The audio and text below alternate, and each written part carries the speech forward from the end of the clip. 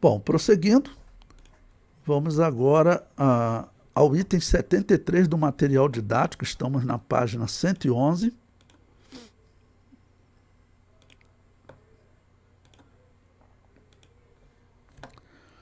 Vamos estudar John Purvey, o discípulo, tá bom?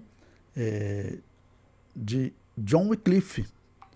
John Wycliffe, nós estudamos a história dele, ele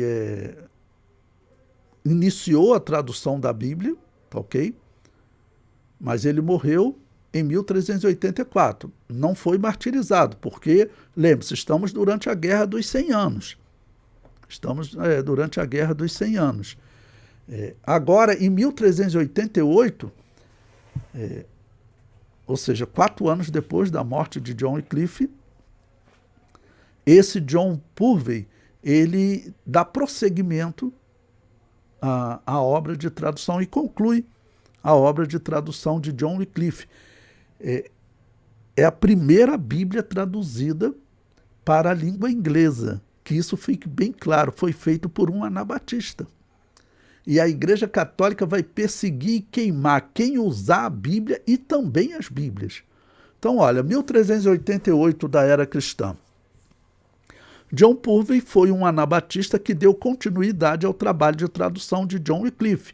Bom, eu procuro sempre fazer citações de historiadores diversos para vocês poderem ver que não é uma palavra que, por exemplo, eu estou falando que é uma novidade. Não, isso não é uma novidade. Por isso eu faço questão de colocar citações históricas para vocês. Bom, então, a citação aí diz: ao morrer em 1384, seu trabalho foi continuado por John Purvey e concluído em 1388. As cópias dessa Bíblia foram objetos de grandes queimas públicas nos anos de 1410 e 1413, mas pelo menos 170 delas ainda existem até hoje. Então, quando você vai estudar bibliologia, um dos pontos que você estuda é esse, a perseguição à Bíblia, né? E existe um livro escrito, ele não tem tradução para o português, o título é Roma e a Bíblia. Como a Igreja Católica perseguiu as traduções da Bíblia na história, né? Como a Igreja Católica fez de tudo, né, para que as Bíblias não fossem divulgadas e que o povo não recebesse a palavra de Deus.